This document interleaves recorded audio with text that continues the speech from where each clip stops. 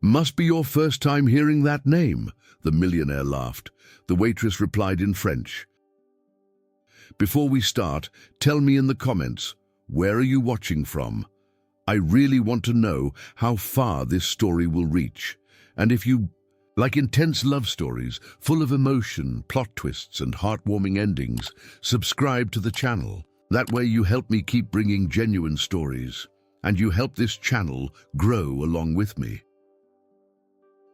The night had that typical New Orleans glow, streets wet from the afternoon rain reflecting the old street lamps, and a warm breeze dancing through the alleys and wrought-iron balconies. Inside the restaurant La Belle Étoile, the atmosphere was different, a separate world where crystal glasses chimed and the muffled laughter of the elite blended with the sound of a string quartet. In the background, Isabella Carter moved discreetly between tables with a straight posture, her blonde hair loose in soft waves over her shoulders. She wore the simple black uniform with a spotless white apron, but there was something about her presence that stood out from the surroundings. Maybe it was the steady gleam of her green-amber eyes, or the gentle way she greeted each customer, even when she was ignored. She approached a table at the center of the dining room. The man seated there wore a tailored charcoal gray suit, a Swiss watch on his wrist, and an arrogance as evident as his name engraved on the table reservation. Whitmore. Edward Whitmore III looked up from the menu and held her gaze for a sentence. Longer than necessary, Isabella felt, as always, that look trying to decipher her, as if she were an enigma he could not explain why he wanted to solve. "Do you have Chateau d'Yquem on the menu? Or is that too sophisticated for this place?" he asked, half smiling. She took a deep breath and answered with the serenity of someone who had learned not to react to contempt. "I can check the wine list, sir," he laughed, slowly twirling the empty glass in his hands. "Must be the first time you've heard that name." The silence that followed seemed to stretch the seconds. Isabella lifted her eyes and, in a low but clear voice, replied fluently, "Vous voulez dire le millésime de 1975 ou celui de 2001, monsieur? Parce que ce dernier est plus jeune mais étonnamment équilibré." The waiter at the next table nearly dropped his tray. Edward's gaze hardened, not in disdain, but in genuine surprise. He hadn't expected a waitress to know one of the world's most expensive wines, let alone speak French so naturally. "You speak French?" he murmured, slightly frowning. She merely smiled gently. "I learned from my great-grandmother. She was from Lyon." Edward didn't answer right away. For the first time that night, he lost his composure. He looked at her more carefully, not like someone evaluating an employee, but like someone confronted by something that challenged his assumptions. And that irritated him. Isabella, for her part, calmly moved to retrieve the wine list, but felt her heart pounding, not because of his presence, but because she knew that once again someone had assumed who she was based on the uniform she wore. She walked to the bar, trying to stay composed. Behind her, the laughter at Edward's table had stopped, and in the dining room, although nothing visibly changed, something had cracked, the false calm between classes, the assumption that a beautiful blonde woman in an apron could only know trays, not Bordeaux. Isabella knew that from that moment on, she was no longer just the waitress. To Edward, she had become an irritating question mark, and to her, this was just the beginning. Isabella returned from the cellar with the wine list in her hands, keeping her posture straight and her face serene. Inside, she still felt the weight of the words spoken minutes before. It wasn't the first time someone underestimated her intelligence behind the apron, but there was something about this man that annoyed her more than the others. Maybe it was his gaze, sharp, confident, used to giving orders. Edward Whitmore III watched her with his fingers interlocked beneath his chin, as though analyzing a rare piece, trying to determine if what he'd heard was real or just an intelligent provocation. "Interesting," he said in a lower, almost thoughtful tone. "Are you always like this? Full of surprises?" Isabella placed the wine list on the table gently, without looking away. Only when people make incorrect assumptions. A slight murmur of approval escaped his lips, but there was tension in the air, as if they were playing chess with words. "Do you know who I am?" he asked, leaning forward a bit. She answered with the same calm as before. "You booked under Edward Whitmore III. I imagine you must be important to yourself." For a moment, silence hovered over the table. Edward didn't know if he felt challenged or fascinated.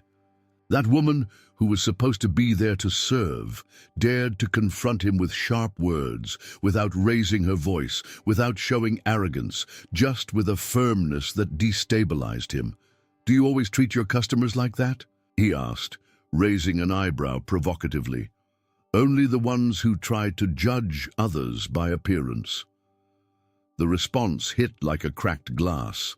One of the executives sitting at the next table diverted his gaze, pretending not to hear. But Edward remained there, unmoving, staring at her. In that moment he saw more than a waitress. He saw her delicate features illuminated by the amber glow of the chandelier, her loose blonde hair naturally falling over her shoulders, the amber, eyes that held his gaze unafraid. She was beautiful, yes, but it was the strength behind that beauty that unsettled him. "What's your name?" he asked more seriously now. "Isabella Carter." He repeated it under his breath, as if tasting the sound. "Isabella Carter." She just nodded and took a step back, ready to move away. "Won't you recommend a wine?" Isabella looked at him one last time, with a slight enigmatic smile on her lips. "I think you've had enough surprises for today," and she walked away. Edward stayed there, staring at the empty space she had left. He felt his heart racing faster than it should. He didn't know whether it was anger, challenge, or curiosity. But one thing was certain: he would never forget that look, and for the first time in a long while, he was not in control. The next night, Isabella slowly put the uniform over her body, still hearing in her mind the echo of the name he had whispered with pleasure. Isabella Carter. She tried to ignore it. She tried to tell herself it was just another bored, rich man wanting to toy with a waitress who dared not to lower her head. But deep down, she knew something had cracked beneath that cold millionaire's surface, and, most dangerous of all, something in him had affected her too. When she entered the main hall, everything was, as usual, flawless. Linen napkins folded with precision, silverware gleaming under the golden glow of the chandeliers, and the soft sound of French jazz filling the air. But then she saw him. There he was, Edward Whitmore III, sitting alone at the same table as the night before. Dark suit, hands clasped over the menu he clearly had no intention of reading. He saw her too, and smiled. Isabella looked away and rushed to tend to another table. Her cheeks flushed, but not from nerves. It was irritation. Men like him didn't understand boundaries. They were used to buying everything with a nod, a generous tip or a hollow compliment. But she wasn't for sale. On the third night in a row, he showed up again. This time he brought a group of businessmen. They laughed loudly, toasted with champagne, but Edward kept his eyes on Isabella. He watched her every move, the way she tucked, her hair behind her ear, the firmness with which she took orders, the poise with which she handled rude customers. There was something about that woman that didn't fit in there. She was too beautiful, too elegant, too cultured, and too invisible to the world around her. But not to him. One of those nights, he approached her near the counter. "Do you always serve with such seriousness?" he asked, slightly sarcastic. Isabella looked up without smiling. "And do you always show up without an appetite?" "Maybe I'm hungry for something else," he replied, leaning in a bit. She didn't back down. On the contrary, she held his gaze. "Then I suggest you look outside the kitchen. Here, we only serve what's on the menu." There was a second of silence. Edward smiled, surprised. Again, with each sentence, each refusal, she built a new wall between them, and that's what kept him coming back. With each no, she revealed more of herself. And the more she tried to protect herself, the more he wanted to understand what was behind that armor. The following week, Edward started coming to the restaurant every day. Sometimes for lunch, sometimes just for a coffee he never finished. Always at the same table in the same corner, always with an excuse. But Isabella kept avoiding his eyes. She walked past him without more than what was necessary. When she had to speak to him, she did it with perfect politeness. No smiles, no openings. One evening, as she was closing the dining room alone, Isabella found a handwritten note on his table, in French. "You're the only person in this place who doesn't try to please me, and that's why you're the only one who keeps me coming back."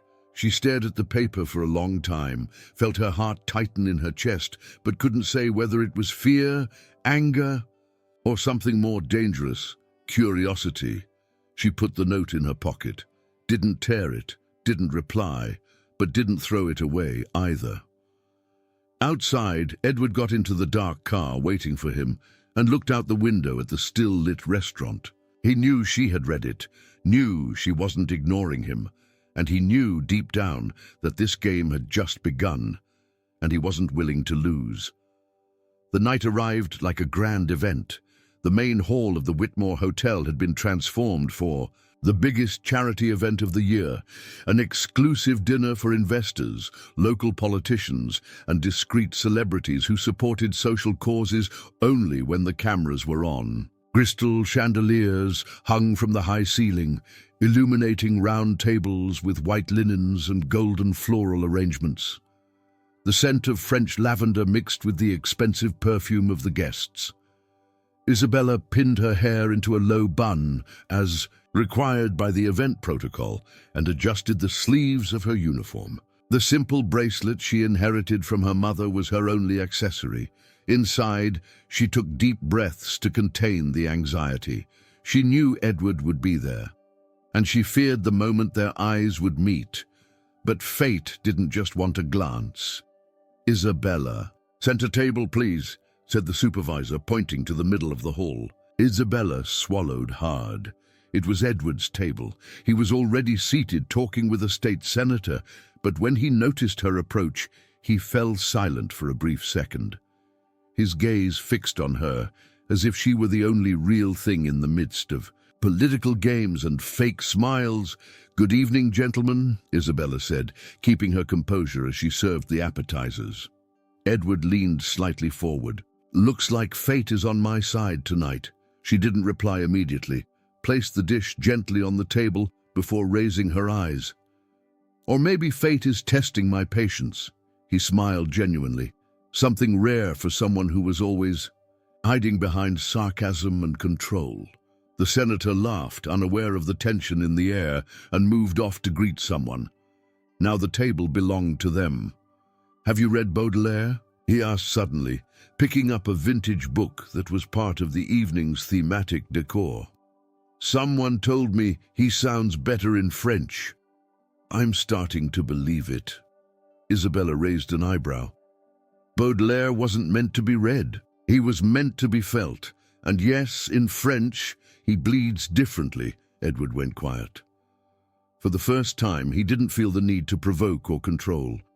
He just listened. She spoke about her childhood with her great-grandmother, who would recite verses quietly while embroidering by candlelight, about her passion for languages and how each one changes not just the words, but the way we feel. "I speak French, Spanish, and I'm learning Italian," she said, smiling slightly. "But what I love most is translating poetry. I enjoy the challenge of preserving a verse's soul in another language." He looked at her as if he'd never truly listened to a woman before. Not like this. Not with that intensity, that quiet depth. "And what makes someone like you work here?" he asked sincerely. She hesitated for a moment. Her eyes lost their brightness for a second. "Sometimes life forces us to freeze our dreams just to keep the bills paid. but that doesn't mean they're dead. The phrase lingered in the air like a suspended note. Isabella realized what she had just revealed and looked away, ready to step back. But then Edward said something unexpected. "You have a soul that screams in silence, Isabella, and I'm just trying to listen." She turned to him, surprised, and in that moment their eyes met, not as boss and employee, nor as millionaire and waitress, but as two strangers trying to decipher what was real in each other. Isabella smiled, not out of obligation, not out of politeness, but because for the first time he had said something that touched something inside her, something no one had ever noticed, and Edward felt it, knew it. This was the beginning of something that couldn't be bought, planned, or avoided. But not everything that begins with a smile ends with flowers. In the corners of the hall, watchful eyes observed, and the growing closeness between the heir and the waitress began to bother people who would never accept different worlds touching. The next morning dawned heavy, as if the sky knew what was about to happen. The closeness between Isabella and Edward, which had been quiet and discreet until then, was already stirring whispers in the hotel corridors. But Isabella remained the same, firm, polite, distant, and Edward, well, he now seemed more present than ever. That night, the hall was packed for a private cocktail event for real estate executives. Isabella, though tired, maintained her usual elegance. She wore her uniform like armor, her hair pinned back delicately, her eyes weary but alert. As she cleared glasses from one of the tables, she heard his voice. "Isabella," Edward called from across the room. She turned softly, surprised to see him approaching during the event. He was alone for a moment, without the usual crowd of executives. He wore a flawless dark suit, and in his eyes there was a trace of gentleness she still didn't know how to interpret. "I wanted to thank you for the conversation the other night," he said in a low voice. "You reminded me that listening is also an act of power." Isabella allowed herself a slight smile. "Sometimes it's the rarest one." But before they could say more, the sharp click of rushed high heels cut through the room. "Of course it's her," came a shrill, sarcastic voice that made Isabella freeze.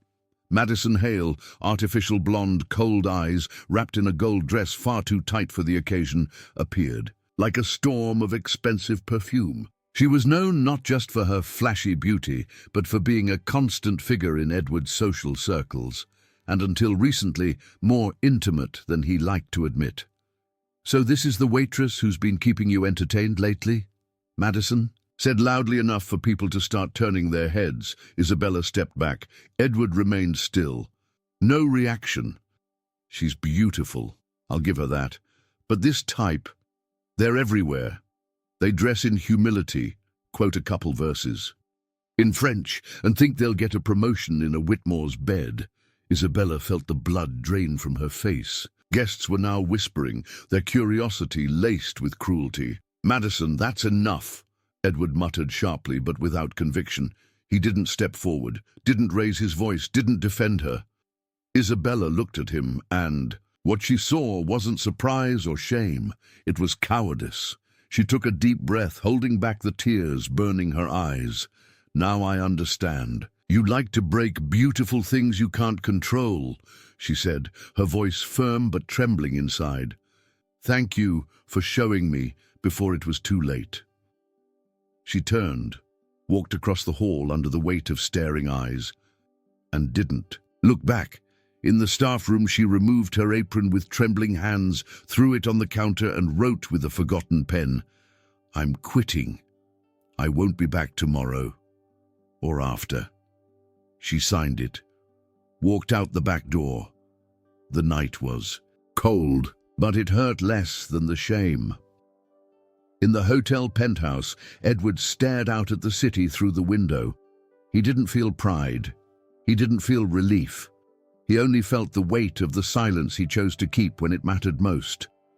And for the first time he wondered, Why, days dragged on after the scandal. The Whitmore Hotel's dining room returned to its perfect routine, but Edward felt something vital was gone. The place now felt empty, even with full tables. The guests' laughter sounded fake. The clink of crystal glasses echoed hollow, and she hadn't come back.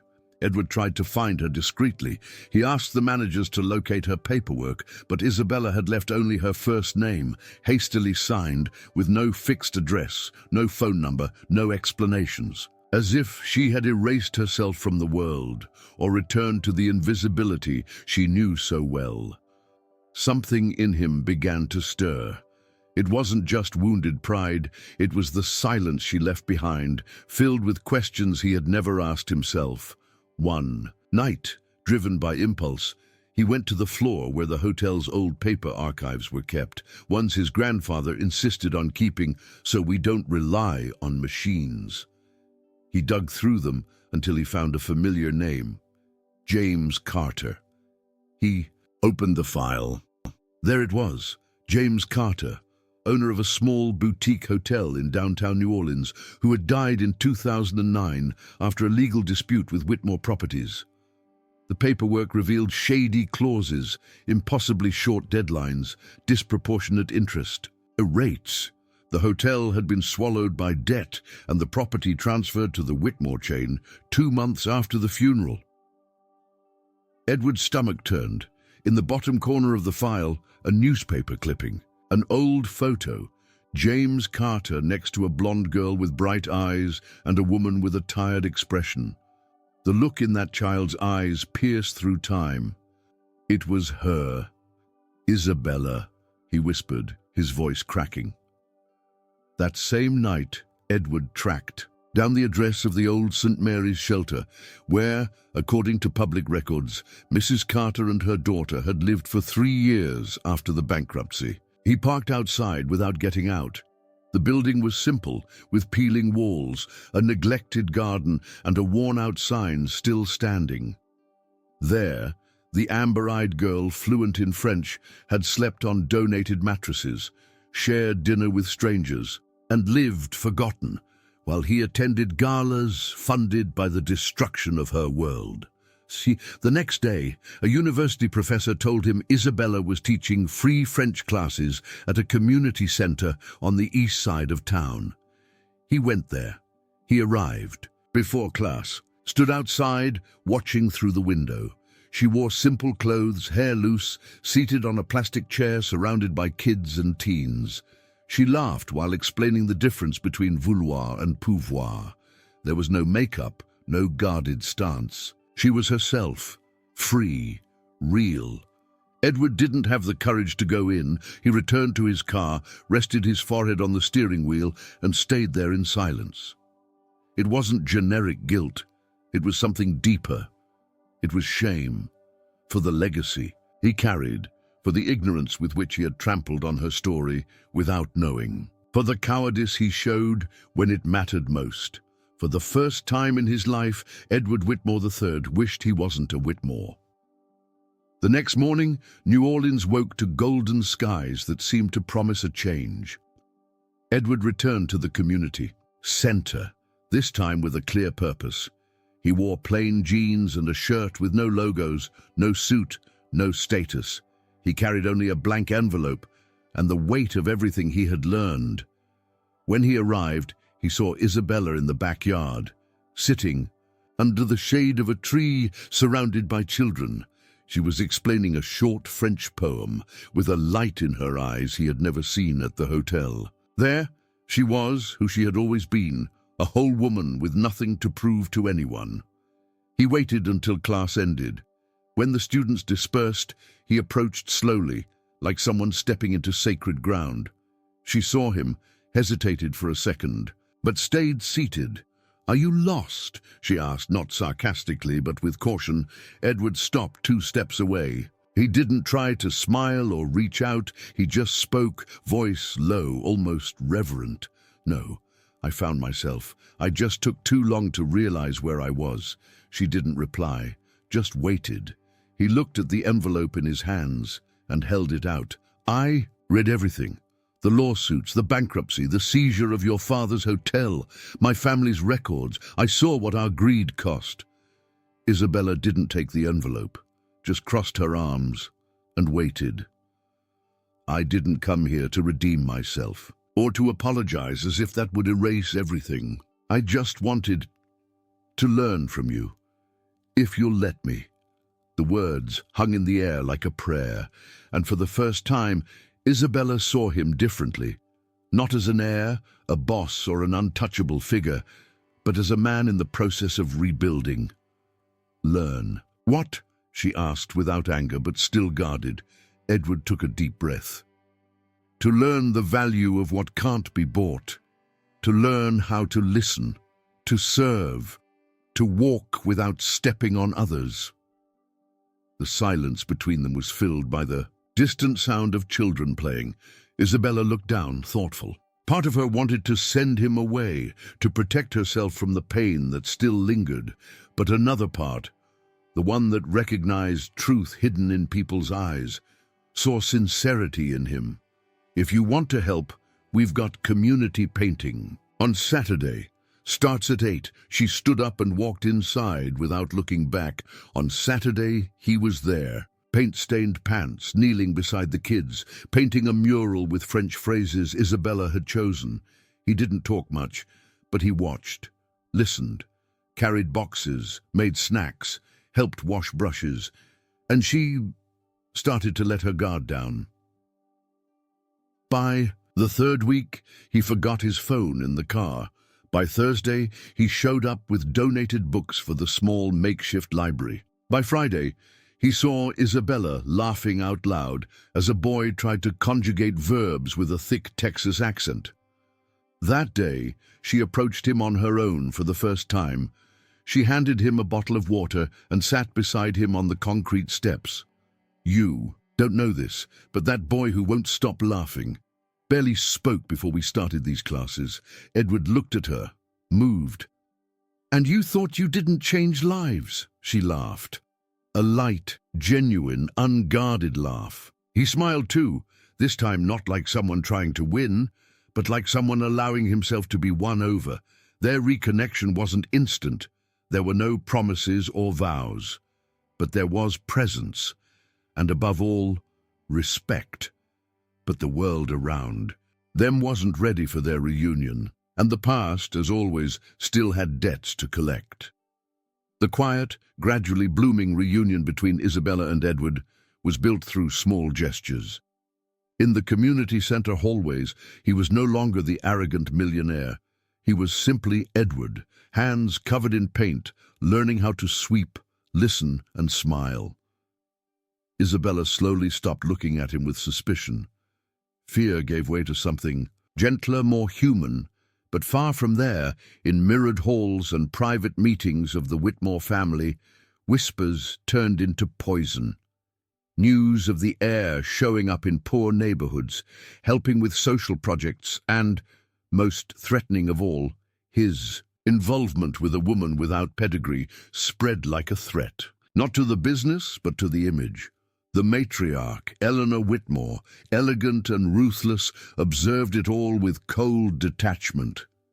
He's losing himself in that woman, she said one night while watching an amateur video of Edward handing out books to a class of children.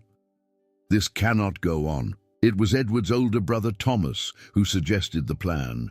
She has discreet social media, but it's still active. And there are internal cameras at the hotel. We can put together something convincing. Days later, the video surfaced. Quick cuts, phrases out of context.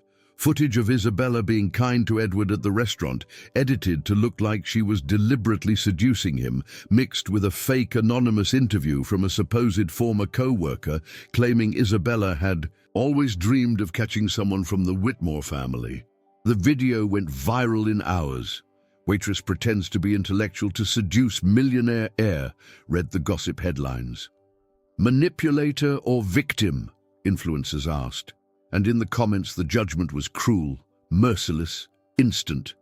Isabella discovered the trap when her phone wouldn't stop vibrating. When she opened it, her world collapsed. Luxury gold digger, You're everything wrong with women today. Shame on you for pretending to be someone you're not. She tried to breathe, deleted the apps, cried alone in the community, sent a bathroom, face in her hands. But the worst pain wasn't the attack, it was the question, did he know? Edward found out in the morning, seeing his own face on the news, not as a businessman but as the latest victim of an ambitious woman. When he opened the video, his stomach turned. Isabella looked like a cold actress, and he, like a fool. He didn't think twice. He called her. No answer. He went to the community center, door locked, called volunteers. No one had seen her since the scandal. She had disappeared. Again, but this time, not from shame. It was self-defense, pure survival, consumed by rage and your guilt. Edward went to Whitmore Properties headquarters that very afternoon. The boardroom was full, the family gathered like an untouchable dynasty. "It was you, wasn't it?" he said, staring at Thomas. "It had to be done. You were dragging the family name through the mud." His mother tried to calm him. "Edward, darling, you don't understand yet. That woman has more dignity in her silence than anyone sitting at this table." Everyone froze. His tone wasn't his usual one. It was firm, calm, unshakable. He pulled a pen from his pocket, the same one he'd used to sign million-dollar contracts. He grabbed the succession contract he'd held since his father's death. "I don't want this anymore. If being a Whitmore means crushing others to stay on top, then you can keep this empty throne."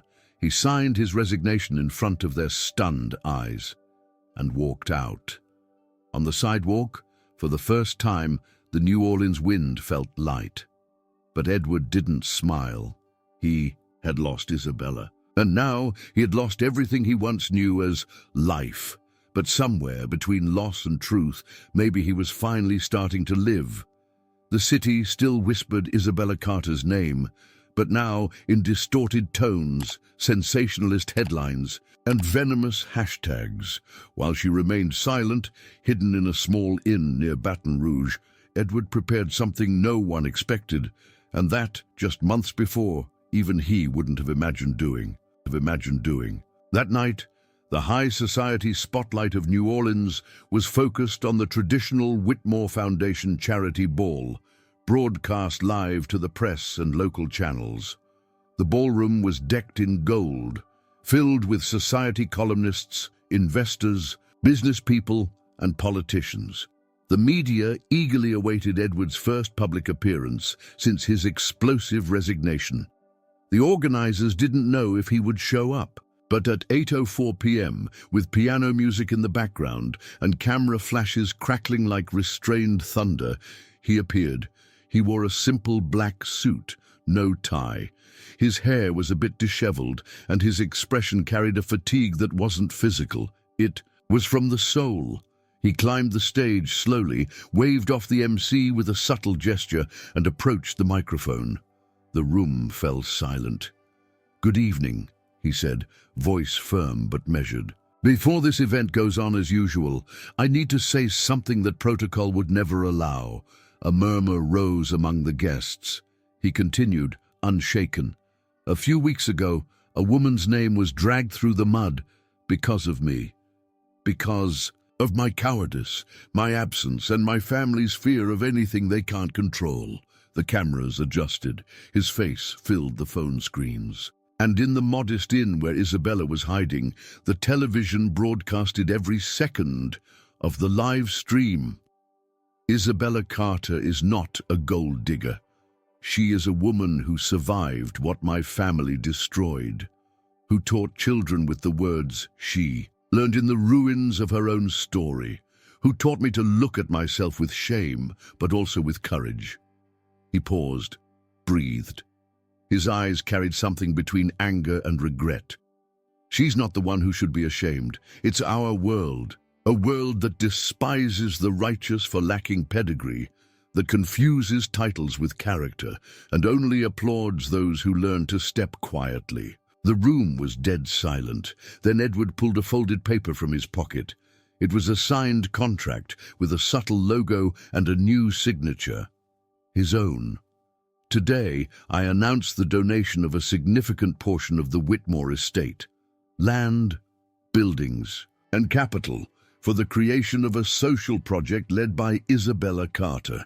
She doesn't know this yet, but I believe she'll do something far nobler with it than we ever did. The words were simple, but they carried transformative weight. It was more than reparations. It was surrender, recognition, love, even if not spoken by name. It took seconds for the audience to react, but then, like an unstoppable wave, came the applause. First subdued, then standing, moved, genuine. On TV, the camera showed the crowd, rising not to applaud the heir, but the man who had dared to give up what protected him most, the name. At the inn, watching the screen, Isabella slowly sat on the edge of the bed. Her heart was racing, but her eyes were fixed, tearful, unmoving. She had heard every word, and at last she whispered to herself with a shy, trembling but deeply touched smile. He listened. The days following the speech were quiet for Edward. He didn't seek the spotlight, didn't give interviews, didn't try to find out where Isabella was hiding.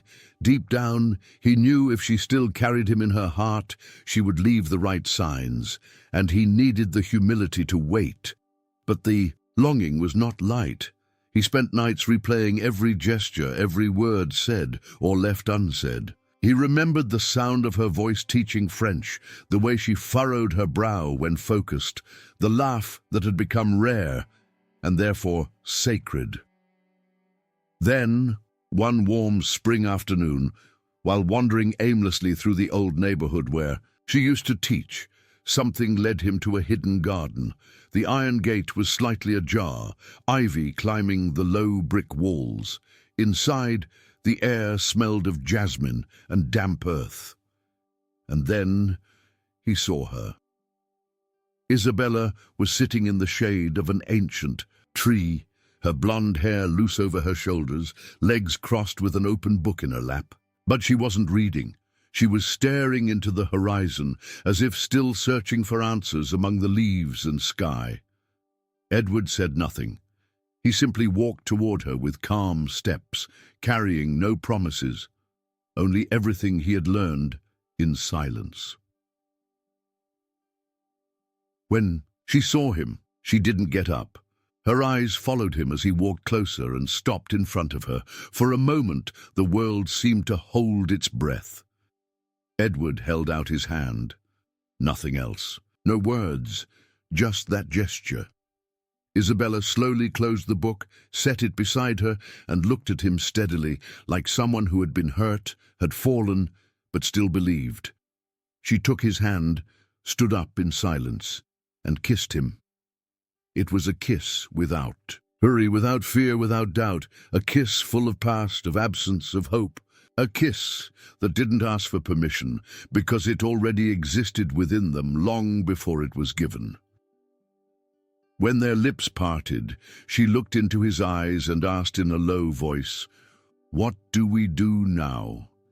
Edward gently held her face and replied, "Now, we begin for real," and they did. In the following months, Isabella and Edward founded a project called La Racine, which in French means the root. It was a center for cultural education and community support for at-risk youth. Nothing luxurious, but full of soul. He gave his time and resources. She gave her knowledge and her love for teaching. They built something together, not on wealth, but on purpose, and this time there were no differences. Just two hearts that had learned the hard way how to love without fear of losing. The months passed like leaves carried by New Orleans' warm wind. What began as a quiet gesture beneath a tree grew, took root, and blossomed, not only in the hearts of Isabella and Edward, but in the whole community. The wounds still existed, but they now knew that some pains aren't erased. They're transformed into bridges. The old Whitmore mansion, once a symbol of power and distance for decades, was slowly restored by volunteer hands. The walls that once hosted business meetings now received strokes of color. The grand halls that had been quiet out of arrogance now filled with the sound of young voices learning new languages, new ideas, new possibilities. On the front of the building, a wooden sign with hand-painted letters was raised. Maison Lumière, the House of Light. On opening day, the sky was clear, but the air was thick with emotion. Children in simple clothes ran through the hallways, still smelling of fresh paint, while adults took seats borrowed from local churches. There were no cameras, no celebrities, no empty speeches. Just people. Real people. Isabella wore a modest, navy blue dress, her hair loose as always, but with a different shine in her eyes, the shine of someone who knows exactly where she belongs. Beside her, Edward wore a light linen shirt, sleeves rolled up, carrying boxes of school supplies like any other volunteer. She stepped onto the small stage set up between two oak trees and looked around. For a long time I was told my place was to serve in silence, that I shouldn't dream too big, that I didn't belong. She paused. The audience, attentive, breathed with her. Today I understand that my place was always wherever light could reach, and wherever I could bring light to those who, like me, were taught to live in the shadows. Edward watched her, heart tight, not with guilt but with reverence. This house was, for a long time, a symbol of silence and exclusion. But light isn't afraid of darkness. It transforms it. The applause came strong. Isabella smiled, tears held back, and stepped down from the stage without triumph, only truth. Later, sitting on the front steps, she watched the movement of children, parents, and teachers. Edward came over and sat beside her, handing her a bottle of water. "You speak better than any CEO I've ever met," he said with a calm smile. "And you carry boxes better than most paid staff," she replied, laughing softly. They sat in silence for a moment, just watching, feeling. "You know this won't change the world," he murmured, still watching the scene in front of them. "I know," she said, resting her head on his shoulder. "But it saved us." And in that moment, among old bricks and children's voices, their love proved its greatest value, not for being grand, but for being real. It didn't need to conquer anything. It just needed to exist.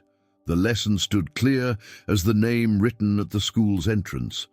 Sometimes you have to lose everything, reputation, pride, power, to find what truly matters. A love that doesn't judge, doesn't measure, doesn't sell itself, just feels. So, what did you think of this story? Leave your rating from 0 to 10 in the comments and tell me what touched you the most in this journey of love, pain, and healing. If you enjoyed it, don't forget to like, share it with someone who needs this message, and subscribe to the channel to follow other stories that touch the soul. And before you go, I've set aside another emotional story that will definitely touch your heart even deeper. You need to see it.